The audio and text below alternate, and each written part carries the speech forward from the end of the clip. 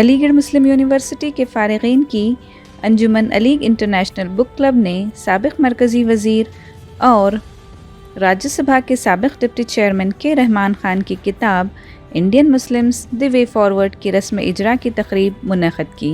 इस मौके पर रहमान ख़ान के अलावा दानिश्वरों और अहले इल्म हज़रात ने किताब पर तफसील से रोशनी डाली। उन्होंने कहा कि ये किताब मुसलमानों की तरक्की के लिए काबिल तक़लीद लाए अमल पेश करती है। तक़रीब में सबसे पहले रहमान ख़ान ने किताब के मशमूलात पर रोशनी डाली। इस 70 साल में अगर एक हम जायजा लें तो कौम को इज्तिमाई से क्या फायदा मिले, तो एक जायजा लेना पड़ेगा। मैं एक एनालिसिस कर रहा था, all India institute of technical education जो है AICTE,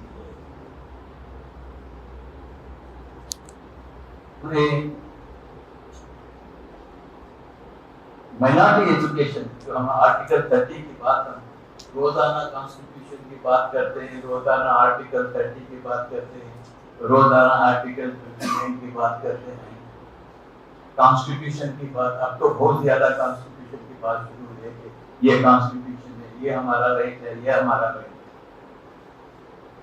राइट कॉन्स्टिट्यूशन में लिख देने से आपको हासिल नहीं होगा। एक छोटे से मैं जस्ट टेक्निकल इंस्टीट्यूट वो all India institute of technical council monitor करती है, वहां रजिस्टर करना पड़ता है। उनके पास list of minority institution,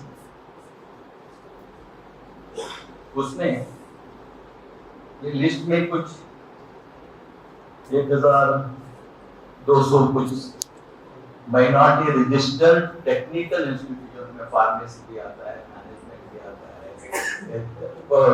engineering भी आता है, पॉलिटेक्निक है, ये सब मिला के 1200। इसमें माइनॉरिटी की जो है 230 है minority all over the country. और ये 230 में 210 5 स्टेट, आंध्रा में 102, कर्नाटक, आंध्रा, तमिलनाडु, केरला, ये 4-5 स्टेट्स में 210 है। सारे हिंदुस्तान में 30। तो हमारी तरक्की कैसा है? अगर सिर्फ कर्नाटक या साउथ में कुछ इंस्टीट्यूशन आ गए, टेक्निकल इंस्टीट्यूशन आ गए, तो मैं ये बुक में ये एड्रेस कर रहा हूँ बैलेंस ग्रोथ सब, यानी कि हमारा पॉपुलेशन ले तो only 30% of the Muslim population is in south, including Maharashtra. 70% of the Muslim population is in North, UP, Bihar, Madhya Pradesh, Assam, West Bengal। अगर यहाँ तरक्की नहीं हुई तो it will not be visible, you will not be visible। तो ये एक जायजा नहीं दिया।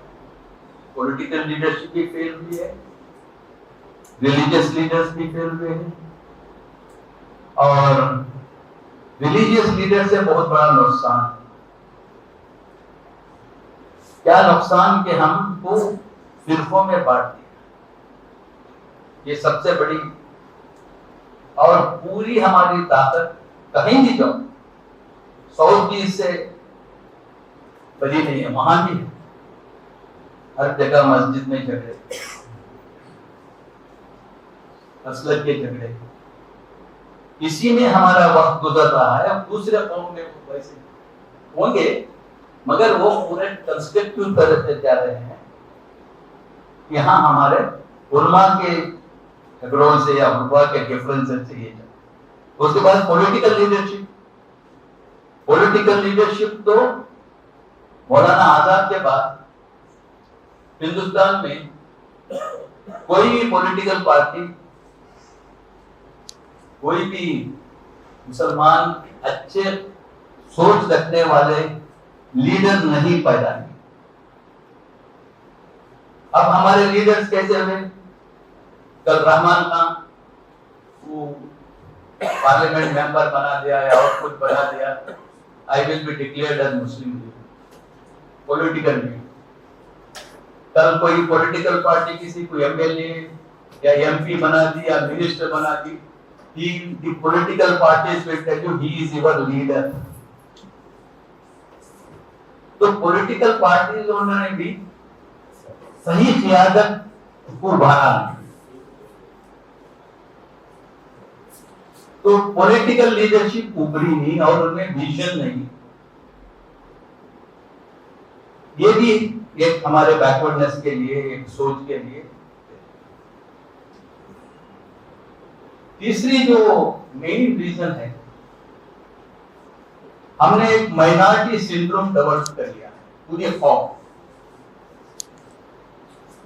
जब आप एक सिंड्रोम डेवलप कर लेते हैं अपने आप कि मैं कमजोर हूं, मैं कुछ भी नहीं कर सकता, हम मुसलमान हैं, हमें डिस्क्रिमिनेशन होता है, हर किस्म की नेगेटिविटी पैदा करने की कोशिश होती है। ऑटोमेटिक हम अगर हम मेहनत नहीं करेंगे तो सहारा लेते हैं नेगेटिविटी। तो ये इससे हम आगे नहीं।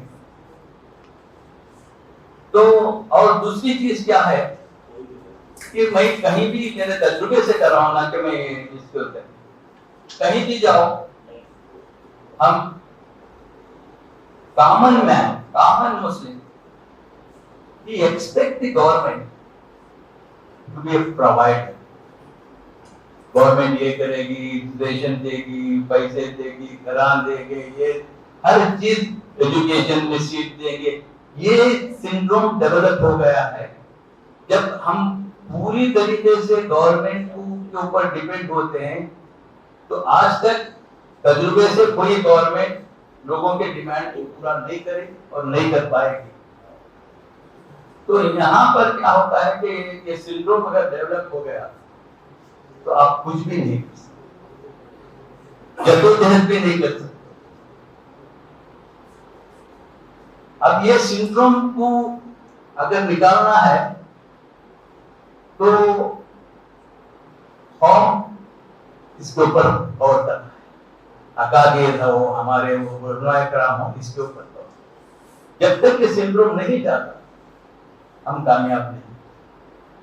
तो गवर्नमेंट, हम ये तय करते हैं government is only A facilitator, it is not a provider. अब हर आदमी, कॉमन आदमी, गरीब जो भी हो, गवर्नमेंट से ये मिलेगा, गवर्नमेंट आपको ये कंप्लीट तसव्वुर करना है कि गवर्नमेंट कुछ नहीं करेगी, हम खुद करेंगे। ये जब तक नहीं हो हम कामयाब नहीं। आज ये क्यों हो रहा है? ये सब मुसलमान क्यों रुसवा है? सारे सोसाइटी में उसी की मांग होती है कि सोसाइटी कुछ दे सकता है। जब तुम देने की ताकत पैदा करोगे तो लोग आप भूल जाएंगे वो मुसलमान है, हिंदू है, ये है, वो है, तासुब से नहीं देखते, क्योंकि you are a provider, you are giving to the society. आज हम एक जायजा लें, आज मुसलमान सोसाइटी को क्या दे रहा है और सोसाइटी हमारे से कैसे एक्सपेक्ट करे। आपको कम्युनल नजर से देखेगी, आपको एक मुसलमान के तरीके देखेगी, और जो हमारे उलमाए कराम जो हमारे भी जो सिर्फ पोलराइजेशन एक तरफ से नहीं हो रहा, पोलराइजेशन हमारे तरफ से हो रहा। आज अंदाजा लगा लीजिए कि यूथ हमारा, ये यूथ उसके ऊपर सारी हर कौम यूथ के ऊपर डिपेंड। क्या हमारा आज का यूथ, हम कभी जायजा लिए हैं कि ये डाइवर्स सोसाइटी में वो अलग थलग हो गए। हमारे ऑर्गेनाइजेशन क्या किए हैं, या कोई मुस्लिम ऑर्गेनाइजेशन, स्टूडेंट्स यूनियन, मुस्लिम स्टूडेंट यूनियन और अलग अलग बना के उनके अलग अलग तंजीमें कर लिए हैं। वो दूसरे कौम के, मुल्क के दूसरे यूथ के साथ उनका राबिता खत्म हो गया है। Absolutely, there is no connection between Muslim youth and other youth. It's a very dangerous signal for starting a polarization. या वो यूथ हमारे यूथ को नहीं समझ रहा है और हमारा यूथ उनको समझ नहीं रहा। तो ये दूरियां, तो इसलिए क्या हिंदुस्तान का मुसलमान 20 करोड़ मुसलमान, अगर उसकी ताकत क्या है, एक मुल्क की ताकत। इंडोनेशिया लीजिए, बांग्लादेश लीजिए, पाकिस्तान, ये वो 20-22 करोड़ की एक मुल्क बन सकता है मुसलमान का, एक वो आबादी। तो हमारी इकोनॉमी जो है, हमारी जो प्लानिंग होना चाहिए, एक नेशन की प्लानिंग होना चाहिए। हुकूमत की जगह है। हुकूमत जो हमको हर किसी का हक है वो हुकूमत देगी। Government will, it is our due right, we take it. But हम क्या कितने कमजोर हैं।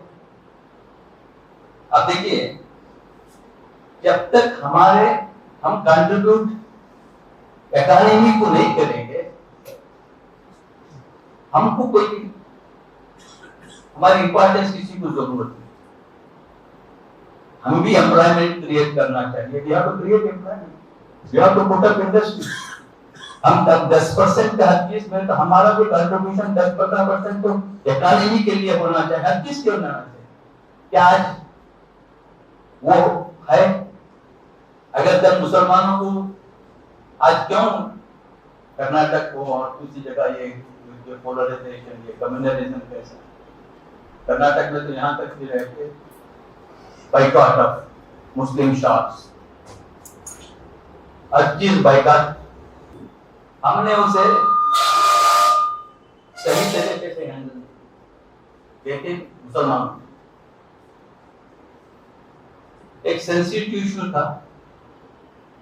6 लड़कियां से प्रोटेस्ट की और वो सारे हिंदुस्तान में फैल गया, हाई कोर्ट चला गया, सुप्रीम कोर्ट चला। हमारी शॉर्ट साइटेडनेस अब अब उसके बाद एक के बाद एक हम गलतियां, हाई कोर्ट के डिसीजन पे बंद, तो उन्होंने डायरेक्ट अनाउंस किया कि आप हाई कोर्ट के डिसीजन को बंद करते हैं, प्रोटेस्ट करते हैं, तो हम तुम्हारे पूरे कारोबार को बैठा देंगे। तो इससे इशू के ऊपर इशू हम उठाते हैं। तो ये भी हमारे लिए ऐसे जो जज्बाती इश्यूज है, इसको सही तरीके से, ये डाइवर्स सोसाइटी हमारी रेस्पॉन्सिबिलिटी अलग है, उसके तरफ हमने तवज्जो है। तीसरे चैप्टर में मैंने ये लिखा है, what is the way forward. तो सोसाइटी में मैं सिंपल एग्जांपल दिया, अगर मुल्क में 1 लाख उगला है, एडवोकेट्स हैं, अगर तुम्हारी प्रेजेंस अगर 10 या 15% की प्रेजेंट है, तो आपके 15-16 हजार तो होना चाहिए। जब तक आप उतने नहीं बनाते, आप सोसाइटी में इम्पैक्ट नहीं कर सकते।